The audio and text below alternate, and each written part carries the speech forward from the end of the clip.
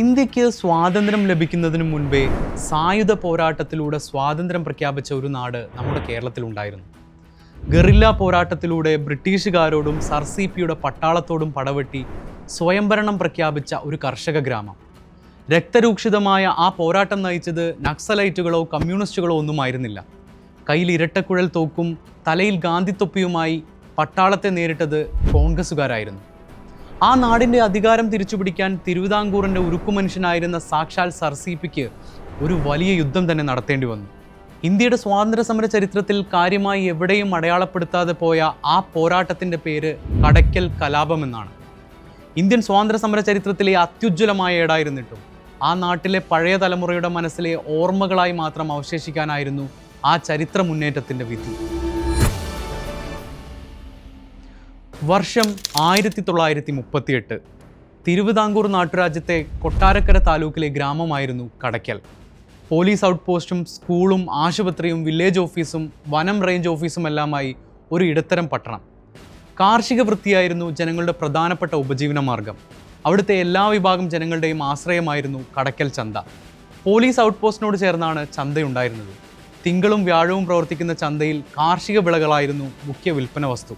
തങ്ങളുടെ വിളകൾ വിൽക്കാനും ആവശ്യമായവ വാങ്ങാനുമായി ഏറ്റവും സാധാരണക്കാരായ കർഷക തൊഴിലാളികൾ ആശ്രയിച്ചിരുന്നത് ഈ ചന്തയായിരുന്നു. അങ്ങനെയിരിക്കെ ചന്തയിൽ കരാറുകാർ പുതുതായി ചന്തപ്പിരിവ് ആരംഭിച്ചു. കരാറുകാരുടെ ചട്ടമ്പിമാരായിരുന്നു ഈ പിരിവ് നടത്തിയിരുന്നത്. ഈ പിടിച്ചുപറി ജനങ്ങൾക്കിടയിൽ വലിയ പ്രതിഷേധം തന്നെ സൃഷ്ടിച്ചു. ഉൽപ്പന്നങ്ങൾ വിലയിടിഞ്ഞതിന് പിന്നാലെ കൊള്ളപ്പിരിവുമായതോടെ കർഷകർ പൊറുതിമുട്ടി. പിരിവ് നൽകാൻ വിസമ്മതിച്ചവരെ ചട്ടമ്പികൾ മർദ്ദിക്കുകയും അവരുടെ ഉൽപ്പന്നങ്ങൾ കൊള്ളയടിക്കുകയും ചെയ്തു. ഇതോടെ ജനങ്ങൾ സംഘടിച്ച് കരാറുകാരനോട് വിലവിവര പട്ടിക എഴുതി വയ്ക്കാൻ ആവശ്യപ്പെട്ടു. കരാറുകാരൻ ഇതിന് തയ്യാറായില്ലെന്ന് മാത്രമല്ല, ചന്തപ്പിരിവ് ഇരട്ടിയിലേറെ കൂട്ടുകയും ചെയ്തു. ചന്ത പൂർണ്ണമായും ചട്ടമ്പികളുടെ നിയന്ത്രണത്തിലായി മാറി. എതിർക്കുന്നവരെ അവർ ക്രൂരമായി തല്ലിയൊതുക്കി. ചന്തയിലെത്തുന്ന കർഷക തൊഴിലാളികളും സ്ത്രീകളും ഗുണ്ടകളാൽ അപമാനിക്കപ്പെട്ടു. ഇതോടെ നാട്ടിൽ ജനരോഷം പുകയാൻ തുടങ്ങി. സമീപ ഗ്രാമങ്ങളിൽ കോൺഗ്രസ് നേതൃത്വത്തിൽ നടക്കുന്ന സമരങ്ങൾ കടക്കലിലെ യുവ കോൺഗ്രസ് പ്രവർത്തകരെ ആവേശം കൊള്ളിച്ചിരുന്നു. ചിലരെല്ലാം ഇത്തരം സമരങ്ങളിൽ പങ്കാളികളുമായിരുന്നു. വൈകാതെ കടക്കലെ ഭഗവതി ക്ഷേത്രത്തിന് സമീപമുള്ള ആൽത്തറയിൽ കോൺഗ്രസ് പ്രവർത്തകർ യോഗം ചേർന്നു. അങ്ങനെ കടക്കൽ ദേവീ ക്ഷേത്രത്തിന് സമീപമുള്ള ആൽത്തറ, ഇപ്പോഴും ഉണ്ട് ആൽത്തറ. ആ ആൽത്തറയിൽ യോഗം ചേർന്ന് കടക്കലും ഈ ചന്തപ്പിരിവിനെതിരായി, അക്രമാസക്തമായ ചന്തപ്പിരിവിനെതിരായി ഒരു സമരം ആരംഭിക്കണമെന്നും അത് ക്രമേണ സ്വാതന്ത്ര്യ സമരത്തിൻ്റെ ഭാഗമാക്കി മാറ്റണമെന്നും. ചന്തക്കരത്തിനെതിരായ കോൺഗ്രസ് പ്രക്ഷോഭം ആരംഭിക്കാൻ യോഗത്തിൽ തീരുമാനമായി. ഈ സമയങ്ങളിലെല്ലാം തിരുവിതാംകൂറിൻ്റെ വിവിധ ഭാഗങ്ങളിൽ നടന്ന പ്രക്ഷോഭങ്ങളിൽ പോലീസ് ജനങ്ങളെ വെടിവെച്ച് കൊല്ലുന്നത് നിത്യസംഭവമായി മാറിയിരുന്നു. ചിലയിടങ്ങളിൽ പോലീസുമായുള്ള തോക്കുയുദ്ധത്തിൽ ജനങ്ങൾ വിജയിച്ച വാർത്തകൾ ആൽത്തറയിലെ യോഗത്തിൽ പങ്കെടുത്തവരെ ആവേശം കൊള്ളിച്ചു. വനമേഖലയോട് ചേർന്ന പ്രദേശമായതിനാൽ തന്നെ വന്യജീവികളെ നേരിടാനും നായാട്ടിനുമായി കടക്കലിൽ പലരുടെയും പക്കൽ നാടൻ തോക്കുകൾ ഉണ്ടായിരുന്നു. ഇതെല്ലാം സംഭരിക്കാനും പോലീസും ചട്ടമ്പികളും ആക്രമണത്തിന് മുതിർന്നാൽ തിരിച്ചടിക്കാനും യോഗത്തിൽ ധാരണയായി. ചന്തയിൽ വിൽപ്പനയ്ക്ക് തയ്യാറാക്കി വെച്ച വാഴക്കുലകൾക്കിടയിൽ തോക്കുകൾ ഒളിപ്പിച്ചു വെച്ചു. 1938 സെപ്റ്റംബർ 26-നാണ് കടക്കൽ ചന്തയിൽ കരാറുകാർ ഏർപ്പെടുത്തിയ അന്യായ പിരിവിനെതിരെ സമരം ആരംഭിക്കുന്നത്. സമര പോരാളികളെ സ്റ്റേറ്റ് കോൺഗ്രസ് നേതാവ് കിളിമാനൂർ ശങ്കരപ്പിള്ള അഭിസംബോധന ചെയ്ത് സംസാരിച്ചു. നിയമലംഘനം നടത്താൻ അദ്ദേഹം സമരക്കാരോട് ആഹ്വാനം ചെയ്തു. ചന്തപ്പിരിവിലെ അഴിമതിയെക്കുറിച്ചും തിരുവിതാംകൂറിലെ രാഷ്ട്രീയ സ്ഥിതിഗതികളെക്കുറിച്ചും സർ CP-യുടെ കിരാത ഭരണത്തെക്കുറിച്ചുമെല്ലാം കിളിമാനൂർ വൻ പ്രസംഗം നടത്തി. ഇതുകേട്ട പൊതുജനങ്ങൾ ആവേശഭരിതരായി സമരത്തിലേക്ക് പങ്കുചേർന്നു. സമരത്തെക്കുറിച്ച് നേരത്തെ വിവരം കിട്ടിയതിനെ തുടർന്ന് വൻ പോലീസ് സന്നാഹവും നാടുവാഴികളുടെ ഗുണ്ടകളും സംഭവസ്ഥലത്ത് തമ്പടിച്ചിരുന്നു. ജനങ്ങൾ തങ്ങളുടെ ഉൽപ്പന്നങ്ങൾ ചന്തയ്ക്കകത്തേക്ക് കൊണ്ടുപോയില്ല. പകരം ചന്തയ്ക്ക് വെളിയിൽ പാതയുടെ ഇരുവശങ്ങളിലും ഇരുന്ന് അവർ സോഷ്യലിസ്റ്റ് ചന്ത നടത്തി. വിലപേശൽ നടത്താത്ത, പിരിവ് ചോദിക്കാത്ത ഒരു ജനകീയ ചന്ത. കരാറുകാരനും ചട്ടമ്പികളും ഇതെല്ലാം കണ്ടില്ല എന്ന് നടിച്ച് നിൽക്കുകയായിരുന്നു. അപ്പോൾ വെള്ളംകുടിപ്പാറ ഗോവിന്ദൻ എന്ന കർഷക തൊഴിലാളി കുറച്ച് മൺകലങ്ങൾ ചന്തയിൽ നിന്ന് പണം കൊടുത്തു വാങ്ങി തറയിലെറിഞ്ഞത് പൊട്ടിച്ചു. ഇതിൽ ആവേശം പൂണ്ട വെറ്റില കച്ചവടക്കാർ വെറ്റിലക്കെട്ടുകൾ പൊട്ടിച്ച് തെരുവിൽ വാരി വിതറി. ഇത് കണ്ടതോടെ പോലീസിനും ചട്ടമ്പിമാർക്കും കലിയിളകി. പോലീസും റൗഡികളും ചേർന്ന് ജനങ്ങൾക്ക് നേരെ വലിയ മർദ്ദനം അഴിച്ചുവിട്ടു. സ്ത്രീകളെയും കുട്ടികളെയും വരെ പോലീസ് വേട്ടയാടിയപ്പോൾ ജനങ്ങൾ സംഘടിതരായി പോലീസിൻ്റെ അക്രമത്തെ ചെറുത്തു. അന്നുവരെ തിരിച്ചോടിയവർ പോലീസിനെ തിരിച്ചടിച്ചു, കല്ലെറിഞ്ഞു. ഇന്നേ വരെ മർദ്ദനം ഏറ്റുവാങ്ങി മാത്രം ശീലമുള്ള ഒരു ജനത ആത്മവിശ്വാസത്തോടെ തിരിച്ചു കൈയുയർത്തിയത് പോലീസിനെ ഞെട്ടിച്ചു. അപ്രതീക്ഷിതമായ ഈ തിരിച്ചടിയിൽ പോലീസും ചട്ടമ്പിമാരും ഭയന്ന് പിന്മാറി. ഇതോടെ ജനങ്ങൾ സംഘടിക്കാനും സമ്മേളിക്കാനും തീരുമാനിച്ചു. സർക്കാർ ഓഫീസുകൾ അടപ്പിച്ചു.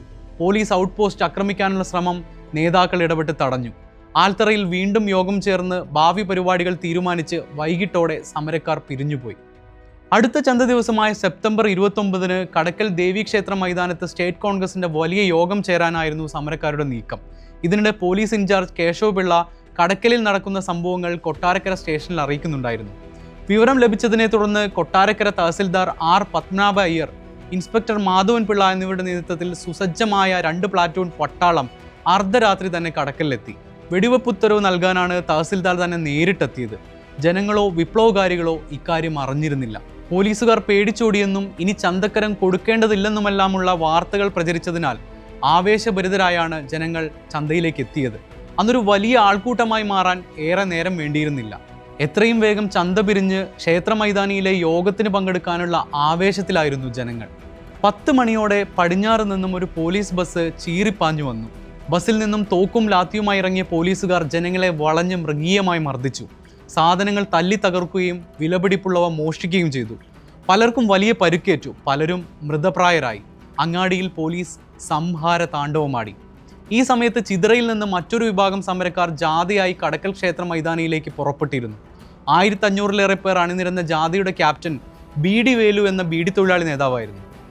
വഴിയിലെല്ലാം നിറപറയും നിലവിളക്കുമായി വലിയ സ്വീകരണമാണ് ജനങ്ങൾ ഈ ജാഥയ്ക്ക് നൽകിയത്. ഈ സമയം ചന്തയിലെ സമരക്കാരെ അടിച്ചോടിച്ച ആവേശത്തിൽ വന്ന പോലീസ് തൃക്കണ്ണാപുരത്ത് വെച്ച് ജാഥ തടഞ്ഞു. അങ്ങനെ ചിതറ എന്ന് പറയുന്ന സ്ഥലത്ത് നിന്ന് ഉദ്ദേശം 2000-ഓളം പേരെന്നാണ് യഥാർത്ഥത്തിലുള്ളത്. എങ്കിലും റെക്കോർഡുകളിൽ 1000 പേരേ ഉള്ളൂ. 1000 പേരൊരു ജാഥ ഇങ്ങോട്ട് വരുന്ന വഴിക്ക് പോലീസ് പാങ്ങലുകട എന്ന് പറയുന്ന സ്ഥലത്ത് വെച്ച് ആ ജാഥ തടഞ്ഞു. അപ്പം പോലീസുകാർക്ക് കുറവാണ്. ഒരു ബസ്സിൽ കൊള്ളുന്ന പോലീസുകാരേ ഉള്ളൂ. അന്നത്തെ അപ്പോഴത്തെ നമ്മുടെ ഈ സമരത്തിൽ പങ്കെടുക്കുന്ന കർഷക യുവാക്കളെന്നൊക്കെ പറഞ്ഞാൽ നല്ല ആരോഗ്യമുള്ളവരാണ്. അങ്ങനെ തടഞ്ഞപ്പോഴത്തേക്ക് അവിടെ വെച്ച് പോലീസും ഈ ജാഥാംഗങ്ങളും തമ്മിൽ ഭയങ്കരമായ സംഘടന ഉണ്ടായി. വേലുവിനെ അറസ്റ്റ് ചെയ്യാൻ തഹസിൽദാർ ഉത്തരവ് നൽകി. അസാമാന്യ മേക്കരുത്തിലുണ്ടായിരുന്ന ബീഡി വേലുവിനെ നിരവധി പോലീസുകാർ ചേർന്ന് അറസ്റ്റ് ചെയ്ത് നീക്കാൻ ശ്രമിച്ചെങ്കിലും സാധിച്ചില്ല. ഈ സമയത്ത് തന്നെയാണ് പിന്നീട് കടക്കൽ സമരത്തിൻ്റെ നായകനായി കടക്കൽ രാജാവെന്നെല്ലാം അറിയപ്പെട്ട പുതിയ വീട്ടിൽ രാഘവൻ പിള്ള തൻ്റെ സുഹൃത്തിൻ്റെ സൈക്കിളിൽ തികച്ചും യാദൃശ്ചികമായി അവിടെ എത്തിപ്പെടുന്നത്. പോലീസുകാർ തൻ്റെ ആത്മസുഹൃത്തായ ബീഡി വേലുവിനെ മർദ്ദിക്കുന്നത് കണ്ട രാഘവൻ പിള്ള പോലീസ് ഇൻസ്പെക്ടറെ ആഞ്ഞടിച്ചു. അടിയേറ്റ് വീണ ഇൻസ്പെക്ടർ ലാത്തി ചാർജിനായി അലറി വിളിച്ചു. പക്ഷേ എണ്ണത്തിൽ കൂടുതലുണ്ടായിരുന്ന സമരക്കാരോട് പിടിച്ചു നിൽക്കാൻ പോലീസിനായില്ല. ഇതിനിടയിൽ മജിസ്ട്രേറ്റിൻ്റെ ദഫോദാർ കൃഷ്ണക്കുറുപ്പിനെ സമരക്കാരനായ ചന്ദ്രൻ കാളിയമ്പി കുത്തി. പിന്നാലെ പോലീസിനെതിരെ വൻ കല്ലേറുണ്ടായി. ഇതോടെ പോലീസ് പിന്തിരിഞ്ഞ് ബസ്സിൽ കയറി സ്ഥലം വിട്ടു. ജാഥ കടക്കിലെത്തിയതോടെ പോലീസ് ഔട്ട് പോസ്റ്റ് തകർക്കപ്പെട്ടു. ഔട്ട് പോസ്റ്റിലെ തോക്കുകളും വിലങ്ങുകളുമെല്ലാം സമരക്കാർ കിണറ്റിലിട്ടു. കടക്കൽ പൂർണ്ണമായും വിപ്ലവകാരികളുടെ നിയന്ത്രണത്തിലായി മാറി. ഈ സംഭവത്തോടെയാണ് രാഘവൻ പിള്ള സമരത്തിൻ്റെ പൂർണ്ണ നേതൃത്വമായി മാറുന്നത്. സമരക്കാരെ അഭിസംബോധന ചെയ്ത രാഘവൻ പിള്ള ധമനികളിൽ തുള്ളി രക്തം അവശേഷിക്കുന്നതുവരെ പോരാട്ടം തുടരാൻ ആഹ്വാനം ചെയ്തു. കടക്കലിലെ ജനങ്ങൾ അത് അക്ഷരാർത്ഥത്തിൽ തന്നെ ഏറ്റെടുത്തു. പിന്നീട് പട്ടാളം ഇറങ്ങുന്നതുവരെ ദിവസങ്ങളോളം കടക്കലിൽ പോലീസ് തലപൊക്കിയില്ല. പട്ടാളം വരുന്നത് തടയാനായി അസൽ ഗറില്ല മുറകളായിരുന്നു വിപ്ലവകാരികൾ പ്രയോഗിച്ചിരുന്നത്. പട്ടാള ബസ്സുകൾ എത്താതിരിക്കാൻ കലുങ്കുകളും പാലങ്ങളും പൊളിക്കുക, റോഡുകളിലുടനീളം മരങ്ങൾ മുറിച്ചിട്ട് തടസ്സപ്പെടുത്തുക തുടങ്ങിയ ജനകീയ പ്രതിരോധങ്ങൾ ഉയർന്നു. തോക്കുകളും നാടൻ ബോംബുകളുമായി സമരക്കാർ പൊന്തക്കാട്ടിൽ ഒളിച്ചിരുന്നു. പട്ടാള വണ്ടികൾ വരുമ്പോൾ കാട്ടിൽ നിന്ന് ബോംബെറിയാനും ആക്രമിക്കാനുമായിരുന്നു ഉദ്ദേശം. കാര്യത്ത് മിഷൻ സ്കൂളിൽ തോക്കുകാരുടെ ഒരു സംഘം തന്നെ തമ്പടിച്ചു. 1500-ലേറെ സമരഭടന്മാരായിരുന്നു ഈ ക്യാമ്പിലുണ്ടായിരുന്നത്. പട്ടാളത്തിൽ നിന്ന് പിരിഞ്ഞു വന്ന ചിലരായിരുന്നു ഇതിനെല്ലാം പരിശീലനം നൽകിയത്. വൈകാതെ കടക്കിലും ചുറ്റുമുള്ള 30 ചതുരശ്ര മൈൽ പ്രദേശങ്ങളും സ്വാതന്ത്ര്യം പ്രഖ്യാപിച്ചുകൊണ്ട് തിരുവിതാംകൂറിൽ നിന്ന് വിട്ടുമാറി. അവിടെ ഫ്രാങ്കോ രാഘവൻ പിള്ള രാജാവും ചന്ദ്രൻ കാളിയമ്പി മന്ത്രിയുമായി സ്വയം അവരോധിക്കപ്പെട്ടു. കടക്കൽ സ്വാതന്ത്ര്യം പ്രഖ്യാപിച്ച വാർത്ത രാജ്യം മുഴുവൻ പരന്നു. 9 ദിവസത്തോളം കടക്കൽ പൂർണ്ണമായും പുതിയ ഭരണത്തിന് കീഴിലായതായി തിരുവിതാംകൂർ ചരിത്രരേഖകൾ ചൂണ്ടിക്കാട്ടുന്നു. അപ്പോഴേക്കും സർ CP-ക്ക് സ്ഥിതിയുടെ ഗൗരവം മനസ്സിലായിരുന്നു. എന്തു വിധേനയും കടക്കൽ തിരിച്ചുപിടിക്കാൻ അദ്ദേഹം തീരുമാനിച്ചു. കോൺഗ്രസ് പ്രക്ഷോഭങ്ങളെ അടിച്ചമർത്താനായി രാജ്യത്തെ പല ഭാഗങ്ങളായി വിന്യസിച്ച പട്ടാളത്തെയും പോലീസിനെയും ദിവാൻ തിരിച്ചു വിളിച്ചു. കടക്കൽ കലാപകാരികളെ കീഴടക്കാനുള്ള വിശദമായ പദ്ധതി തയ്യാറാക്കി. ആദ്യം എല്ലാ പാതകളും അടച്ച് കടക്കലിനെ ഒറ്റപ്പെടുത്താനായിരുന്നു തീരുമാനം. ആവശ്യ സാധനങ്ങളും ഭക്ഷ്യവസ്തുക്കളും കിട്ടാതെ ജനങ്ങളും കലാപകാരികളും വലഞ്ഞു. ഇതിനിടയിൽ പല ഭാഗങ്ങളിലൂടെ പട്ടാള വാഹനങ്ങളും കുതിരപ്പടയാളികളും കടക്കലിലേക്ക് ഇരമ്പിക്കയറി. തിരുവനന്തപുരത്ത് നിന്ന് 2 പ്ലാറ്റൂൺ പട്ടാളത്തെയായിരുന്നു പോലീസിനെ സഹായിക്കാനായി അയച്ചത്. വാഴകൾ, അതുപോലെ ഈ മറ്റു കാര്യങ്ങൾ, മരിച്ചീനി, കുരുമുളക് ഇതെല്ലാം വെട്ടി നശിപ്പിച്ചു. 3 മാസത്തോളം പിന്നെ കടയ്ക്കലിലേക്കൊരു വാഹനം പുറത്തുനിന്ന് വരാനോ ഒരു വാഹനം കടയ്ക്കലിൽ നിന്ന് പുറത്തോട്ട് പോകാനോ ഒക്കില്ലായിരുന്നു. പോകണമെങ്കിൽ അന്നത്തെ പട്ടാള സുബേദാർ മേജറുടെ അനുവാദം വേണം. അതുകൊണ്ട് സ്ത്രീകളും കുട്ടികളും വളരെയധികം കഷ്ടപ്പെടുകയും പട്ടിണിയിലൊക്കെയും ചെയ്തു. അതിഭയങ്കരമായ പട്ടിണിയും ഈ നശീകരണ പ്രവർത്തനങ്ങളുമാണ് വളർന്നത്. വീടുകൾ തീ വെച്ചു, 80ഓളം വീടുകൾ തീ വെച്ചു. കലാപകാരികളെ ഏത് വിധേനയും അടിച്ചമർത്താനായിരുന്നു പട്ടാളത്തിന് SRCP നൽകിയ നിർദ്ദേശം. വെടിവെപ്പ് നടത്തിയും കണ്ണിൽ കണ്ടവരെയെല്ലാം മർദ്ദിച്ചും കൊള്ളയടിച്ചും ഭീകരത സൃഷ്ടിച്ചു. വീടുകൾ ചുട്ടരിച്ച് സ്ത്രീകളെപ്പോലും വെറുതെ വിട്ടില്ല. പിന്നീട് കുറച്ചുകാലം കടക്കലിൽ പട്ടാള ഭരണം തന്നെയായിരുന്നു. അവശ്യ വസ്തുക്കളും മറ്റും കിട്ടാതെ ജനങ്ങൾ പട്ടിണിയിലായി. ബ്രിട്ടീഷ് ഇന്ത്യയിൽ ഒരിടത്തും ജനങ്ങൾക്ക് ഇതുപോലുള്ള ക്രൂരതകൾ ഇടയായിട്ടില്ലെന്നാണ് സ്വാതന്ത്ര്യ സമര സേനാനി അക്കമ്മ ചെറിയാൻ പിന്നീട് എഴുതിയത്. ഇതിനോട് ജനങ്ങൾ ചെറുത്തുനിന്നെങ്കിലും ക്രമേണ നേതാക്കൾ ഉൾപ്പെടെ പലരും അറസ്റ്റിലാവുകയും മറ്റുള്ളവർ കീഴടങ്ങുകയും ചെയ്തു. കുതിരയോട് കെട്ടിവലിച്ചായിരുന്നു ഇവരെ പോലീസ് സ്റ്റേഷനിൽ എത്തിച്ചത്. പ്രതികളിൽ മിക്കവരുടെയും വീടുകൾ പട്ടാളം അഗ്നിക്കിരയാക്കി. വിപ്ലവത്തിന് നേതൃത്വം കൊടുത്ത 62 പേരെ പ്രതികളാക്കി പോലീസ് കേസെടുത്തു. മറ്റെല്ലാ കേസുകളും മാറ്റിവെച്ച് ഇവരുടെ വിചാരണക്കായി സ്പെഷ്യൽ മജിസ്ട്രേറ്റ് കോടതി സ്ഥാപിച്ചു. പ്രതികളിൽ നിരവധി പേർ ലോക്കപ്പിൽ കിടന്ന് നരകിച്ചു മരിച്ചു. 2 പേരെ കഴുമരത്തിലേറ്റി. പലരെയും ജീവപര്യന്തം തടവിന് ശിക്ഷിച്ചു.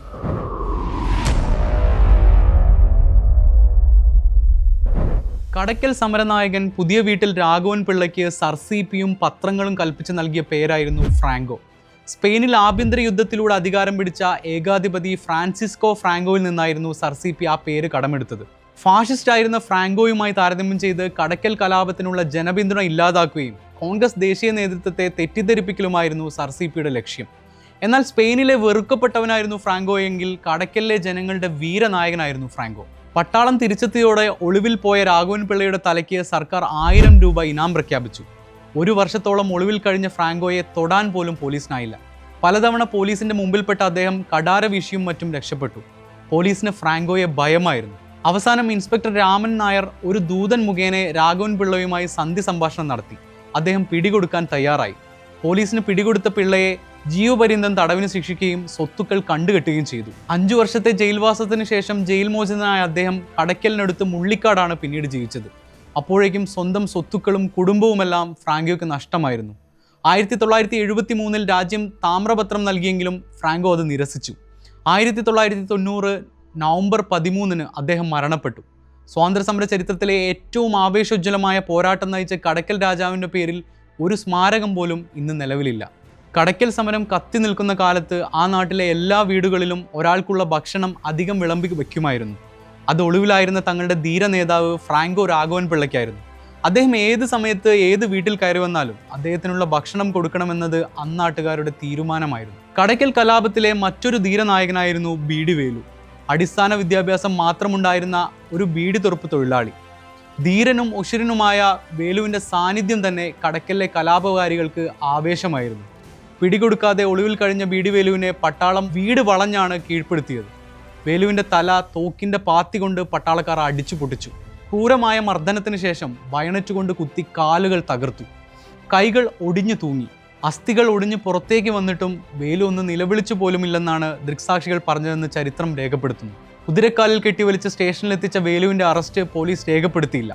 പട്ടാള ക്യാമ്പിൽ നിന്ന് കൊട്ടാരക്കരയ്ക്ക് കൊണ്ടുപോയ BD വേലുവിന് പിന്നീട് എന്ത് സംഭവിച്ചുവെന്ന് ആർക്കും അറിയില്ല. പോലീസ് ലോക്കപ്പിൽ നിന്ന് രക്ഷപ്പെടാൻ ശ്രമിച്ച വേലുവിനെ പോലീസ് തള്ളിയിട്ട് കൊന്നതായാണ് കടയ്ക്കലിലെ ഒരു വിഭാഗം ജനങ്ങൾ വിശ്വസിക്കുന്നത്. ഒരുപക്ഷെ കൃത്യമായി ചരിത്രം രേഖപ്പെടുത്തിയിരുന്നുവെങ്കിൽ ഇന്ത്യൻ സ്വാതന്ത്ര്യ സമര ചരിത്രത്തിലെ അനശ്വര രക്തസാക്ഷിയായി മാറുമായിരുന്ന BD വേലു എന്ന പേര് പോലും പുതിയ തലമുറയ്ക്ക് അറിയാൻ സാധ്യതയില്ല. വേലുവിനെ പോലെ തന്നെ കേസിലെ 2ാം പ്രതി ഉമ്മിണി സദാനന്ദനും 7ാം പ്രതി മാധവൻ നാരായണനും പോലീസ് കസ്റ്റഡിയിൽ ക്രൂരമായ പീഡനത്തെ തുടർന്ന് കൊല്ലപ്പെട്ടവരാണ്. ബ്രിട്ടീഷ് ഭരണത്തിൽ പൊറുതിമുട്ടിയ സാധാരണ കർഷകരും കർഷക തൊഴിലാളികളുമായ ഒരു ജനത കുറച്ചു നാളേക്കെങ്കിലും ബദൽ സർക്കാരുണ്ടാക്കിയ സംഭവം സ്വാതന്ത്ര്യ സമര ചരിത്രത്തിൽ തന്നെ അത്യപൂർവമാണ്. പട്ടാളത്തോട് ധീരമായി പോരാടി അവർ പരാജയപ്പെട്ടെങ്കിലും ഇന്ത്യയുടെ സാമ്രാജ്യത്വ വിരുദ്ധ പോരാട്ടത്തിലെ സുവർണ ഏടുകളിൽ രചിക്കപ്പെടേണ്ട ഒന്ന് തന്നെയാണ് ആ മുന്നേറ്റം. കുറ്റപത്രത്തിൽ പറയുന്നത് they waged war against the sovereign of this kingdom and her majesty the queen empress of India എന്നാണ്. തിരുവിതാംകൂറിൻ്റെ പരമാധികാരിക്കും her majesty the queen empress of India, ഇന്ത്യയുടെ ചക്രവർത്തിനും തിരുമനസിനുമെതിരെ അവർ യുദ്ധം ചെയ്യുന്നു. ആരാണ്? കടക്കക്കാർ. കലാപകാരികളിൽ ഹിന്ദുവും മുസൽമാനും സവർണനും അവർണനും ദരിദ്രനും ഇടത്തരക്കാരനും വരെ ഉണ്ടായിരുന്നു. അസാമാന്യമായ ധീരതയും ത്യാഗവുമാണ് ആ സാധാരണക്കാർ കാണിച്ചത്. നാട്ടിലെ ന്യൂനപക്ഷമായ ധനികർ മാത്രമാണ് കലാപത്തെ ഒറ്റുകൊടുക്കുകയും കോടതിയിൽ സമരക്കാർക്കെതിരായി സാക്ഷി പറയുകയും ചെയ്തത്. അത്തരത്തിലെല്ലാം തന്നെ കേരളത്തിൻ്റെ പൊതുമണ്ഡലത്തെ രൂപപ്പെടുത്തുന്നതിൽ ഈ കലാപത്തിനുള്ള പ്രാധാന്യം വളരെ വലുതാണ്. സർസിപിയുടെ ചോറ്റുപട്ടാളത്തെ മുട്ടുകൊത്തിച്ച കടക്കൽ ജനതയോട് ചരിത്രം പക്ഷേ നീതി കാട്ടിയില്ല. ഒറ്റപ്പെട്ട ശ്രമങ്ങളല്ലാതെ ചരിത്ര പുസ്തകങ്ങളിലൊന്നും കടക്കൽ വിപ്ലവത്തിന് വലിയ പ്രാധാന്യം ലഭിച്ചില്ല. ഇതിനേക്കാൾ പ്രാധാന്യം കുറഞ്ഞ സംഭവങ്ങൾ വലിയ രീതിയിൽ ആഘോഷിക്കപ്പെട്ടപ്പോൾ കടക്കൽ വിപ്ലവം വിസ്മൃതിയുടെ സമീപത്തോളം എത്തി.